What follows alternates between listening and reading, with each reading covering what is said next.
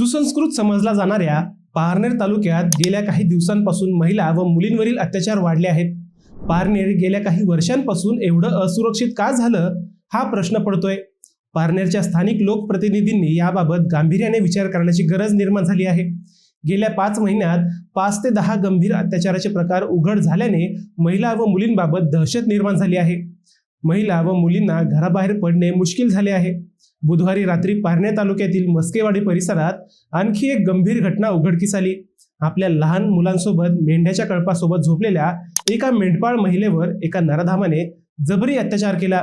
अर्थात पारनेर पोलिसांनी अवघ्या 24 तासात या नराधामाला अटक केली। परंतु या घटनेमुळे महिला व मुलींमधील दहशत आणखी वाढली। नेमकं काय चाललंय पारनेरमध्ये याच विषयीचा आमचा स्पेशल रिपोर्ट। नमस्कार, मी अजय, तुम्ही पाहताय अहिल्यानगर लाईव्ह 24 नगरी घडामोडींचं परफेक्ट अनालिसिस। बुधवारी 20 मे रोजी रात्री पारनेर तालुक्यात पुन्हा एक धक्कादायक प्रकार घडला। तालुक्यातील मस्केवाडी परिसरात एक मेंढपाळ महिला आपल्या लहान मुलांसोबत मेंढ्यांच्या कळपात झोपली होती। त्यावेळी रात्रीच्या अंधाराचा फायदा घेऊन संशयित आरोपी सुभाष संतोष शेंडगे याने या महिलेला धमकी देत तिच्यावर जबरी अत्याचार केला। शिवाय जीवे मारण्याची धमकी दिल्यानंतर ही असहाय महिला या नराधामाचा प्रतिकार करू शकली नाही। आरोपी शेंडगे हा मूळचा निघोज येथील काळे वस्तीवरील राहणारा आहे, तरी तो सध्या मस्केवाडी येथे आला होता। याच दरम्यान त्याने पाळत ठेवून हा प्रकार केल्याचे बोलले जात आहे। विशेष म्हणजे हा नराधम अत्याचार करत होता त्यावेळी पीडित महिलेची लहान मुले तिच्या जवळ झोपलेली होती। मुलांसमोरच आपल्या आईला तिची इज्जत गमावावी लागली। ही घटना अति गंभीर होती, माणुसकीला काळीमा फासणारी होती। घटनेनंतर या पीडितेने तात्काळ पारनेर पोलीस स्टेशन गाठले। पोलिसांनीही घटनेचे गांभीर्य ओळखून गुन्हा दाखल केला। पारनेर पोलीस ठाण्याचे पोलीस निरीक्षक संतोष खेडकर यांनी तात्काळ तपासाची चक्रे फिरवत आपल्या टीमला मार्गदर्शन केले। त्यांनी गुन्हे शोध पथकाला आरोपीचा माग काढण्यासाठी रवाना केले। या पथकाने तपासाची चक्रे फिरवत तांत्रिक तपासाच्या आधारावर अवघ्या 24 तासांच्या आत या नराधम आरोपीला सुभाष शेंडगे याला जेरबंद केले। न्यायालयाने आरोपीला 2 दिवसांची पोलीस कोठडी सुनावली। पोलिसांनी गांभीर्य ओळखून अवघ्या 24 तासात आरोपीला अटक केली असली तरी नराधमांची असे प्रकार करण्याची हिंमत होते कशी हा खरा प्रश्न आहे। पारनेर तालुक्यात गेल्या 4-5 महिन्यात महिला व मुलींवरील अत्याचाराचे प्रकार वाढले आहेत।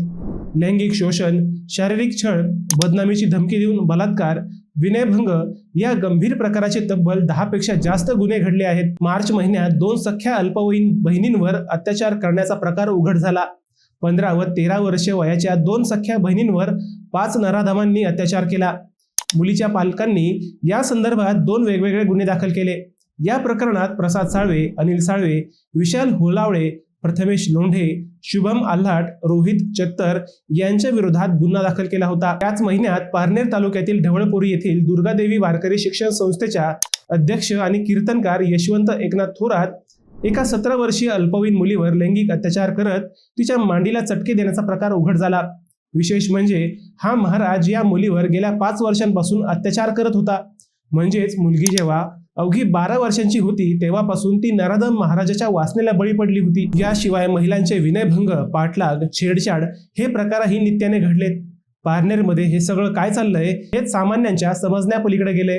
या सर्व प्रकरणांमध्ये पोलिसांनी भारतीय न्याय संहिता आणि पोक्सो कायद्यांतर्गत कडक पावले उचलली असली तरी हे प्रकार थांबवण्याचे नाव घेत नसल्याने चिंता वाढली आहे।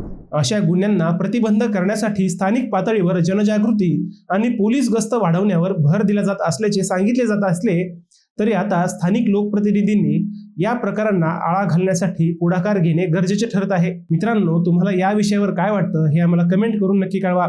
शिवाय व्हिडिओ आवडला असेल तर चॅनलला सबस्क्राईब करून व्हिडिओला लाईक करायला विसरू नका। पुन्हा भेटूयात नव्या विषयावर, तोपर्यंत सप्रेम नमस्कार।